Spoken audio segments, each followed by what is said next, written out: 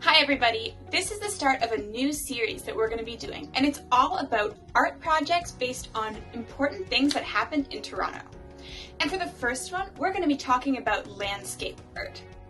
Landscape art just means art, so it can be drawings, paintings, sculptures, or even photographs of the nature of wherever you live. So that can be trees, mountains, lakes, and rivers.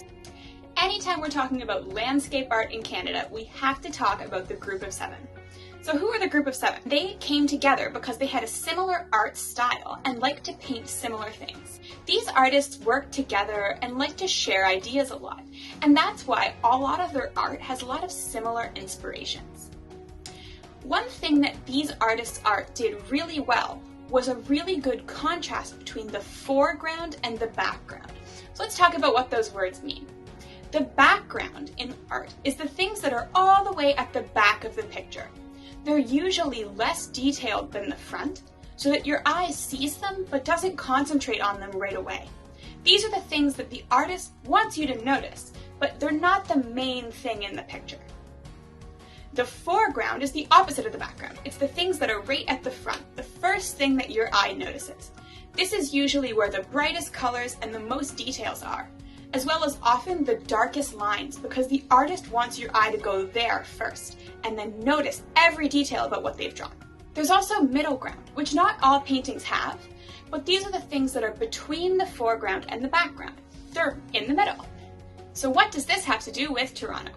Well, even though most of the paintings that the Group of Seven did are of other parts of Canada, such as Northern Ontario, they actually all met and lived and worked in Toronto at different times. One of the places that they liked to meet was the Art and Letters Club of Toronto, where they would all go during the day and share what they were working on and get each other's ideas.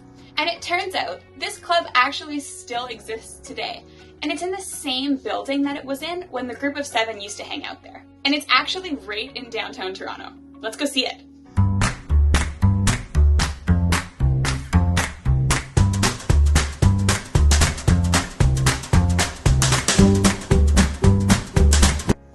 So we've made it to the Arts and Letters Club of Toronto. This beautiful old-fashioned building is on Elm Street, and it still holds art shows and other events today. It looks almost exactly the same as it would have about 100 years ago when the Group of Seven hung out here. I definitely recommend going to take a look if you have the chance. Ready to start on our artwork? Here we go. So for this project, we're going to be drawing the background, middle ground, and foreground on 3 different pieces of paper. First, draw your background. I'm drawing some clouds here with a blue crayon to make the sky.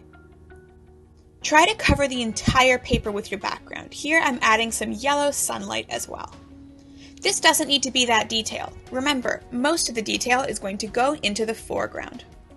I'm still adding a little bit of detail to make it look like water though. And here is my finished background. Now I'm going to start on my middle ground.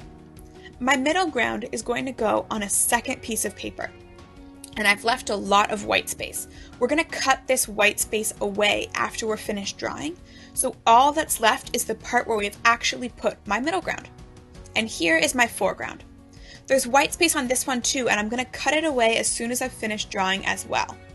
So we're going to have 3 different papers with 3 different levels of detail. Now, it's time to put them all together. Carefully glue your middle ground onto the background.